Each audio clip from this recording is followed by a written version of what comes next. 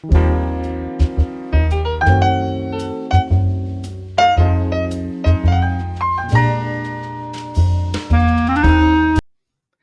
morning, everybody.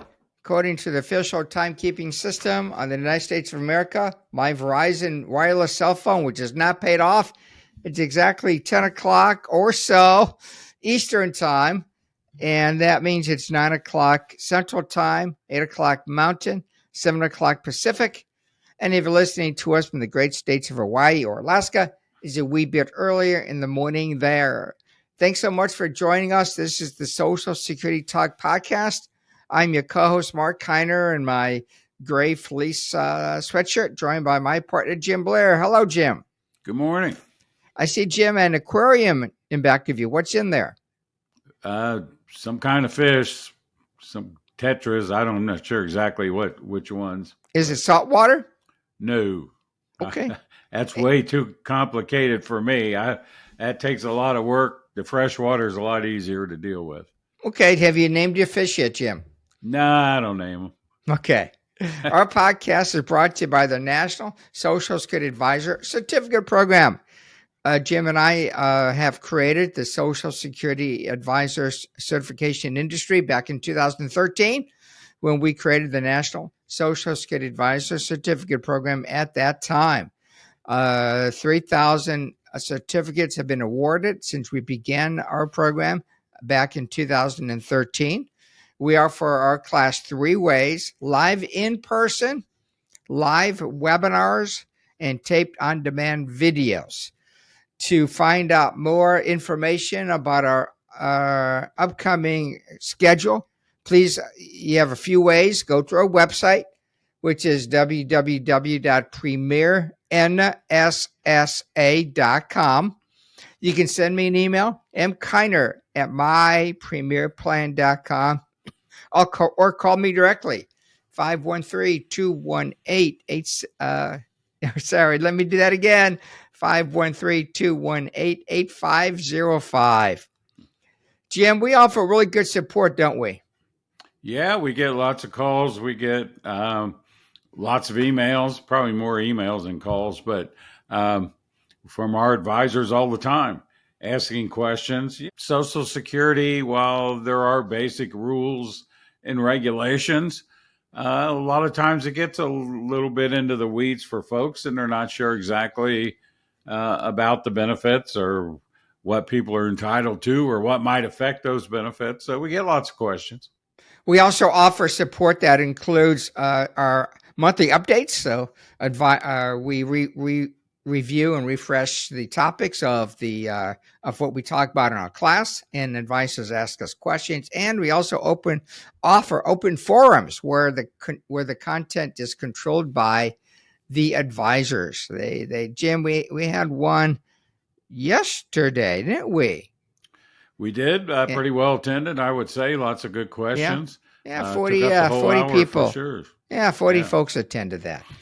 All right, Jim. So I thought during today's Social Security podcast, we would talk about the 2025 COLA adjustments that came out approximately, I'm going to say, a week to 2 weeks ago, that after the CPIW was determined for the month of September of 2024. And the CPIW, the COLA, Jim, what's a COLA adjustment for 2025 payments?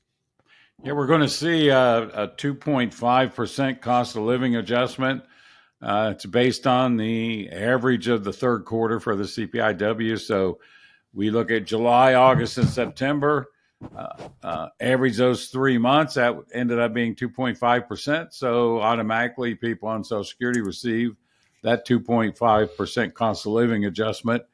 Technically, it's effective in December, but since checks are always paid a month behind, nobody sees it until January. So, Jim, let's look at something. Let me bring out my trusty calculator. It's on my cell phone, folks. If somebody's benefit, I'm going to say, is $3,000 a month, you multiply that by 2.5%. That means the benefit goes up by $75. Okay. And of course, if it's less, if it's $2,000, it'll go up just a bit less than that. So 2.5% increase. I don't know, Jim, if that sounds high or too low. It probably sounds a little too low for most folks. What do you think? Well, if we look back a couple of years, it's definitely low. We had 5.9, 8.7. Last year it was 3.2.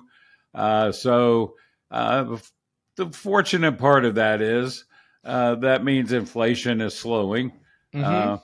It's not going down. It's just the rate of increase has slowed down, which means people will see less of an increase.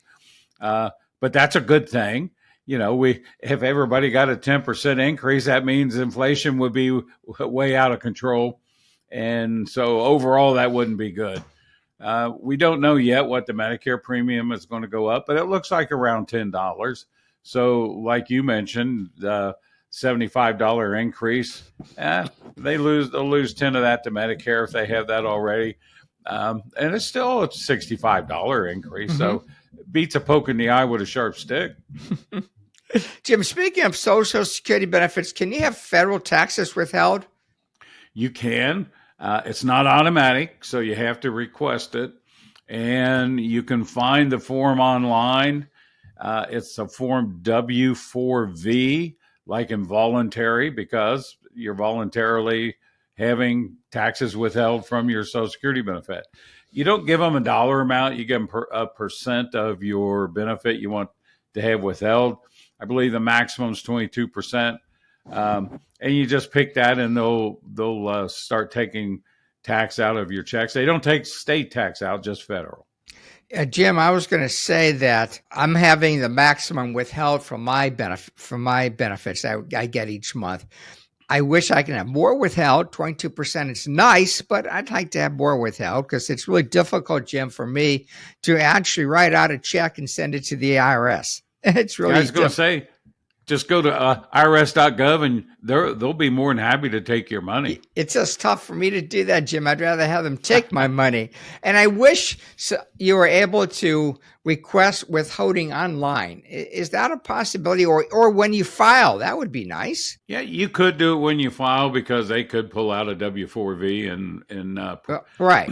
and take it at that point. But if you file online, it's not part of the application process. So you can't do it online yet, unfortunately, but maybe someday they will. Yeah, they should make that a possibility.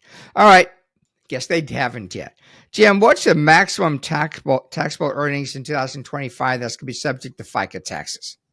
Yeah, it'll be $176,100. That's up from $168,600 this year in 2024, $176,100 next year. If you earn over that, the good news is they stop withholding the Social Security tax from your pay till the new year rolls around. But that's also the maximum they'll use in the calculation of your benefit. So it's $176,100 compared to $168,600 for 2025.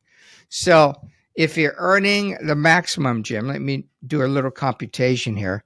$176,100 times 0.062, you'll be paying almost $11,000 in FICA taxes, Jim, based on that. Yeah, and if you're self-employed, you can double that.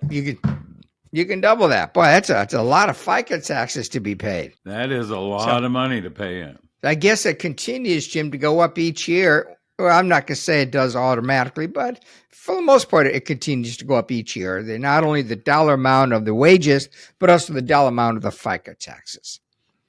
Yeah, Jim? Yeah, it's the only time it hasn't gone up in the past is when there was no cost of living adjustment. Yeah. Yeah, I think that happened 2 or 3 years in a row.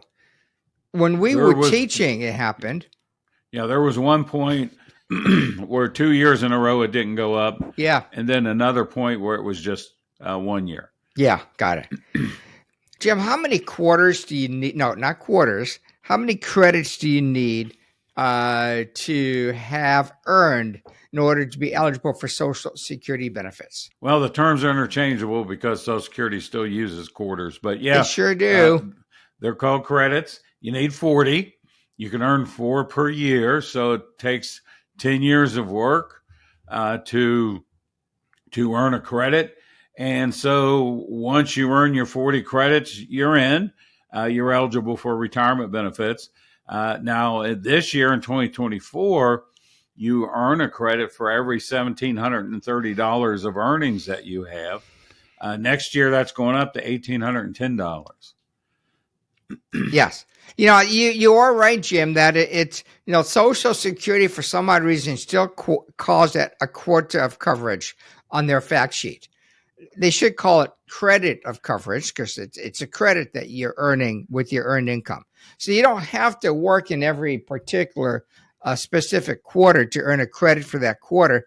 You just need to have earned income. And like Jim said, for 2025, that earned income is $1,810. So, Jim, if I bring out my trusty calculator again, 1810. Oops, sorry, I didn't mean to do that. 181. Didn't mean to do that either. Yeah. So what, around 7,300? 7240. You're right. 7240 wasn't too far off. So 7,300 would get you 4 credits. Yeah. So you can earn that. You can earn that amount, and let's just call it $7,300. You could earn that $7,300 all during the year. It might take you 12 months to earn it, but you get 4 credits. Jim, can I also earn that in 1 month in January and not work any more the rest of the year? Sure. If you earn it one day, you'll earn all 4 credits for the year. Now, they don't add them to your record until the quarter gets here. So if you earned $7,300 in January, you'd get 1 credit right away. You get your second credit at the beginning of the second quarter, which is April 1st, the third credit July 1st, and the fourth credit October 1st.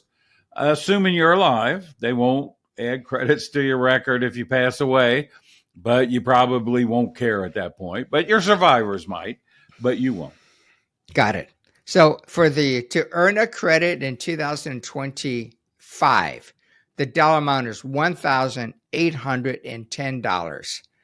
Perfect. Thank you, Jim. All right, let's move on. The earnings test, Jim, those figures are going up also, aren't they, in 2025? Yeah, the amount you're allowed to earn before it affects your benefits, if you're under your full retirement age, is going up to $23,400. So if you earn $23,400 or less in 2025, it won't affect your Social Security benefits. If you go over that amount, though, they're going to hold back $1 of benefits for every $2 you go over. And that stays in effect until the year you reach your full retirement age. Now, the amount you're allowed to earn the year you reach your full retirement age is also going up to $62,160. And then they withhold $1 for every 3 that you go over. But I guess the good news is it's still in effect that the month you reach full retirement age, there's no longer an earnings test. You don't have to worry about that. Jim, a lot of people believe the earnings test goes away the day that you turn full retirement age, the day. But that's not right, is it? No, it's the month you attain full retirement age. So if your birthday is at the end of the month, and you attain full retirement age in that month, but say the 28th of the month, that month is still your full retirement age month, and that's when the earnings test ends. They go by the whole month, not partial months. So, Jim, I turned full retirement age in June of 2022. So in that month. So my earnings test, Jim, went away effective June 1st of 2022. So any earned income I had beginning June 1st of 2022 would be excluded from the earnings test. Am I right on that? That is correct. Go ahead. Earnings test is not taxes. Don't get that confused with your taxes. Everybody gets that confused, Jim. They do, but this is simply Social Security considers you not retired if you earn over those amounts, and they hold back some of, maybe all of your benefits depending on what you earn. Got it. So the earnings test beginning at age 62 and going through the end of the year, you turn end of the year, you turn, I forgot what that was, Jim. Oh yeah, 62, 63, 64. and the end of the year that you turn age 65. I had a brain cramp, Jim. I turned 68 not long ago. I don't know what I'm saying anymore. Earnings test during that time period is $23,400 beginning 2025. And for every $2 you earn over that amount, Social Security will withhold $1 in benefits. And the year that you attain full retirement age, earnings test is $62,160 and will apply from January 1st of that year through the end of the month prior to attaining your full retirement age. And in that situation, Social Security will withhold $1 for every $3 you earn that exceeds $62,160. Jim, do you ever get that money back that's withheld, the benefits that are withheld? Well, in a sense, you do. It's not that when you reach full retirement age, they say, oh, we withheld X amount of dollars and send you a nice big fat check. But what happens is they call those credit months. And the credit months makes the reduction factor you took when you filed before full retirement age. It gives you credit for that. So it reduces the number of reduction months for your benefits. So, for example, if your full retirement age is 67 and you file at 62, your benefits are reduced 60 months. That's a 30% reduction. If because of your earnings, you only receive 6 checks a year, when you reach your full retirement age of 67, Social Security will go back and look and say, okay, we reduced your benefit for 60 months. You only received 30 checks. We're changing that reduction to 30, and now your benefit's being reduced 30%. It's reduced around 15%. So you see an increase in your monthly benefit. And that's a permanent increase. It not only increases your benefit for the rest of your life, but if your spouse steps into your shoes when you pass, then it increases the survivor benefit as well. So you're listening to the Social Security Talk podcast. I am your co-host, Marc Kiner, joined by my partner, Jim Blair. And this sweatshirt that I'm wearing, I received at my 50th year anniversary of graduating from high school. I graduated from high school back in 1974. I went to the 50th year reunion, I'm going to say about a month ago. And I looked around the room, Jim. It seemed like, I guess all the people I graduated with, they're going to be about 68 years of age. And they're probably all on Social Security. Would you agree? Yeah. Somehow all those people, they look old. They do. How'd that happen? They kind of look old. Yeah. They do. Look at me. I don't look like I did back in 1974. That's for sure. That's for sure. Nobody asked me any Social Security questions. I wanted to take a poll to see how many people were taking benefits, but I decided not to do that.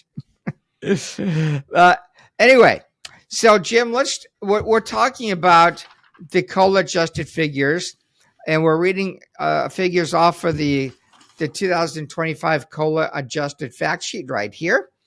It's some really good information on this fact sheet. You can download it. Just Google 2025 COLA fact sheet. Or you can go to ssa.gov and kind of find it that way too. So, Jim, let's talk about, there's also another figure on here, $4,018. That's the maximum Social Security benefit for somebody retiring at the full retirement age. So $4,018 is the maximum you can get at your full retirement age. And Jim, if you decide to take that benefit as early as 62, is it reduced for age? It will be reduced for age, and because the folks now that are starting to receive benefits, their full retirement age is 60 or 67. Anybody born in 1960 or later, your full retirement age is 67. So if you file at 62, you're going to receive a 30% reduction, and that's a permanent reduction for the rest of your life, except for those credit months we just talked about, if you have any of those. But for the most part, it's a permanent reduction, and it reduces your benefit. It also reduces the survivor benefit should your spouse survive you if you're the higher earner and they're going to step into your shoes. So something to think about. It doesn't mean that nobody should file at age 62. Just give it some thought. Think about it before you apply. If you stop work and you need the income, obviously you would want to take it because you don't want to starve for 5 years waiting for age 67 to roll around. But think about it. Think about how important the survivor benefits are in your planning. All of that factors in. Of course, there's other situations. Situational Social Security applies to everybody. Just spoke with a guy earlier this morning who filed because he has two children that are eligible. They're both under the age of 18. And so he went ahead and filed for his benefits a little earlier than he was planning to because they will receive a benefit as well. So lots of things factor in. But that's a good figure, Jim. $4,000. In 2024, the maximum amount of full retirement age was 38.22. So it's gone up a couple of $100 in 2025. Jim, there's another section here relating to substantial gainful activity. Let's call that SGA. What does that mean? SGA applies to folks who are receiving or applying for Social Security disability benefits. SGA is the amount of money that they're going to use to determine, are you disabled? Can you earn SGA for 12 months or more? And if not, then they will find you disabled and you can receive a disability benefit. And that could be payable before full retirement age or even before age 62, actually at any age, if you have worked and have earned some credits. So SGA is an important number for those folks who unfortunately become unable to work because of a disabling condition. Are you unable to work and earn that $1,620 a month? And if Social Security determines you can't do that for 12 months or longer, then they'll pay you a Social Security disability benefit. Jim, can people file for retirement benefits and disability benefits at the same time? And if so, why would they do that? Well, if you're 62 or older, so you're eligible, you've reached the age where you could draw a Social Security retirement benefit, but you become disabled, then what can happen? You file for disability. It's going to take a while for that claim to be approved or a decision to be made. So they offer you the option, go ahead and file for your reduced retirement benefit. It is reduced because you're filing before full retirement age. And they'll pay you while they make the disability decision. If your disability is approved, they'll go back and say, well, we should have paid you 100% of your benefit because you're disabled. They'll pay you the difference between what they did pay you and what they should have paid you, and then pay you disability from that point forward. So it allows you to have some income while you're waiting for that disability decision. You can't go to work because you're disabled, but you could receive the retirement. Now, the drawback to that would be there's a couple, one's worse than the other. One is if your disability is denied and you don't want a reduced retirement benefit, well, you're stuck with it. You have a year to change your mind, but if it takes longer than a year for your disability to be decided upon, you're stuck with the reduced retirement. The other thing is disability has a 5-month waiting period. So the first 5 full months of your disability, you don't receive disability benefits. If you receive a retirement benefit during those 5 months, when your disability is finally approved and you start to receive that benefit, you'll still see a slight reduction in your disability because of the 5 months you received the retirement benefit. Got it. Thank you, Jim. Jim, let's talk about the average benefit to be received. So, including the COLA figures, all retired workers will receive an average benefit of $1,976. It's up about $50 from the year before. An older couple, it says aged couple. I don't know really what age couple is. Both receiving benefits. It's $3,089. Jim, what do you think an aged couple is? They're old enough to draw benefits. Is that older? I mean, 62? It could be 62. Okay. A widowed mom or dad with 2 children. So you got a widow, or I'm going to say widow or widower, and you have 2 kids. It's $1,832. I'm sorry, I didn't mean to say that. It's a little low for 3 people. $3,761. So you've got the husband passing away, leaving a surviving spouse, a mom, and 2 kids under the age of 8/18/19. Probably even under the age of 16, Jim, because now I'm sure we're looking at the child and care benefit. It's almost $3,800. Am I looking at it the right way?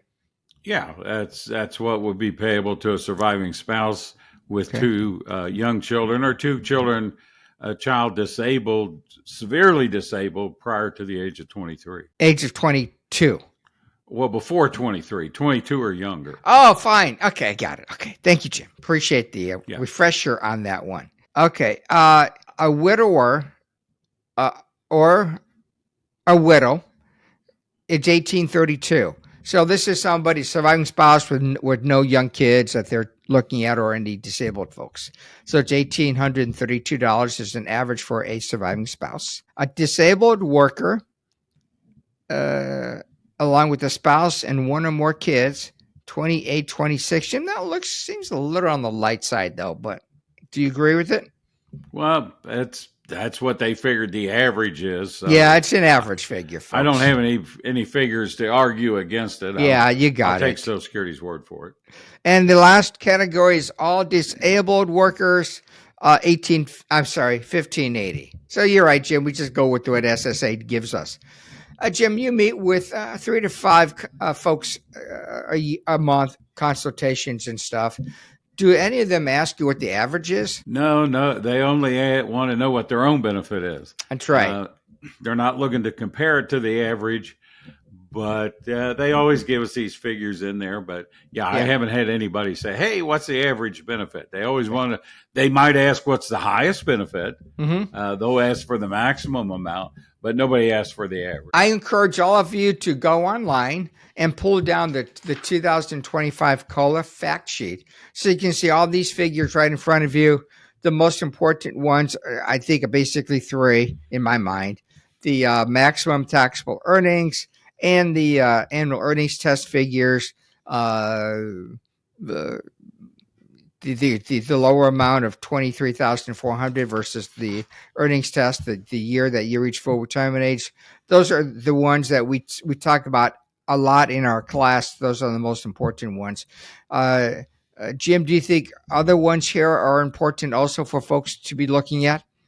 It could be specifically depending on their situation. If somebody's disabled, they might want to know that information. But, the big ones are the ones you talked about. And finally, Jim, in computing benefits will index your earnings for inflation up through age 59. Have the indexing figures come out yet for 2025? They are out. Okay. And so are the BIM points, which is also used in the calculation of your benefit. Mm-hmm. So if someone is going to be 62 in 2025, they can figure out what their benefit's going to be and have the figures that will give them the correct amount of their benefit. It's no longer an estimate for them.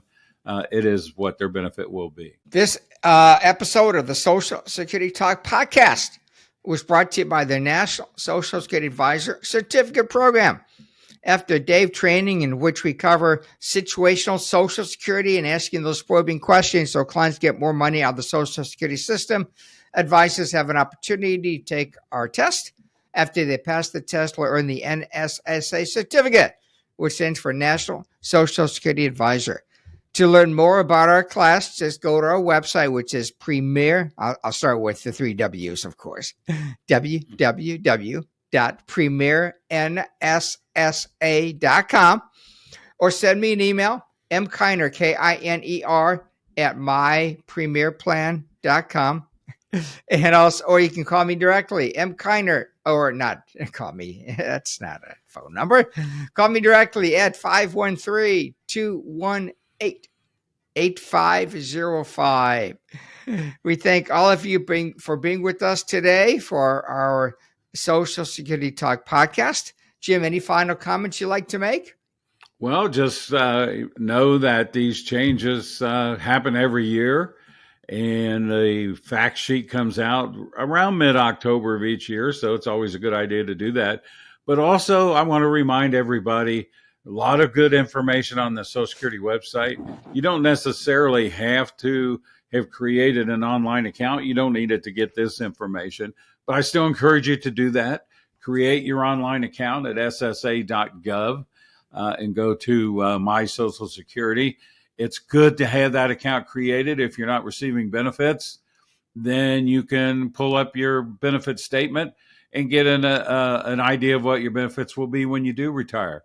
If you are receiving benefits, there's a lot you can do. You don't have to call the 800 number and wait for somebody to send you something.